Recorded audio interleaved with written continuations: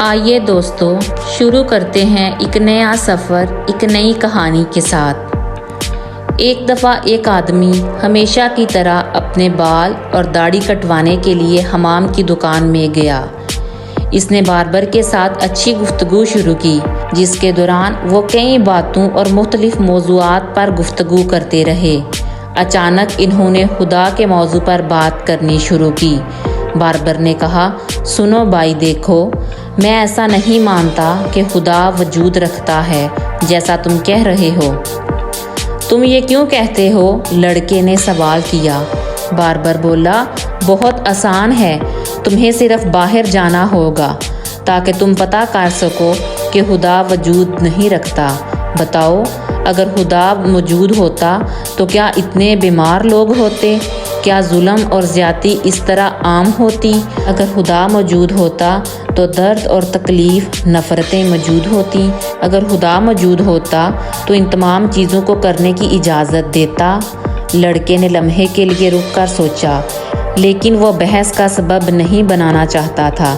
Barber نے کام مکمل کیا تو لڑکا دکان سے باہر نکل گیا۔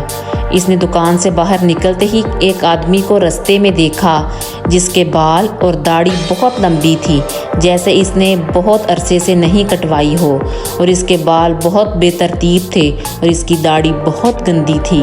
لڑکا پھر حمام کی دکان میں داخل ہوا اور حمام والے سے کہنے لگا، تم جانتے ہو حمام موجود نہیں ہوتے۔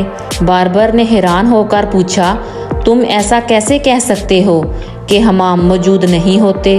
تم اس وقت حمام میں موجود ہو اور میں ایک باربر ہوں۔ نہیں، لڑکے نے چیخ کر کہا، وہ موجود نہیں ہوتے۔ اس آدمی کو دیکھو، کیونکہ اگر حمام ہوتے تو رستے میں ایسے لوگ نہ ہوتے جن کے بال اور داڑھی اتنی لمبی ہوتی جیسے اس آدمی کی ہے۔ باربر نے کہا، حمام موجود ہوتے ہیں، بس یہ ہوتا ہے کہ یہ لوگ ہمارے پاس نہیں آتے۔ پھر لڑکا مسکرا کر بولا، بالکل اسی طرح، یہی بات ہے، خدا موجود ہوتا ہے، بس لوگ اس کے پاس نہیں آتے اور اسے تلاش نہیں کرتے اور اس کی تعلیمات اور احکام پر عمل نہیں کرتے۔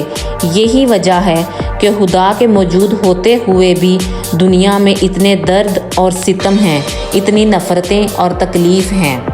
دوستو، اس کہانی سے ہمیں یہ سبق ملتا ہے کہ خدا کے موجود ہونے پر صرف زبان سے ہی اعتراف نہیں کرنا چاہیے، بلکہ ہمیں اپنے ہر عمل، اپنے ہر فعل سے اس بات پر ایمان رکھنا چاہیے کہ خدا موجود ہے، اور اپنے اعمال کو اس کی تعلیمات اور اس کے احکام کے مطابق کرنا چاہیے، تاکہ دنیا میں نفرتیں، تکلیفیں اور ستم ختم ہوں۔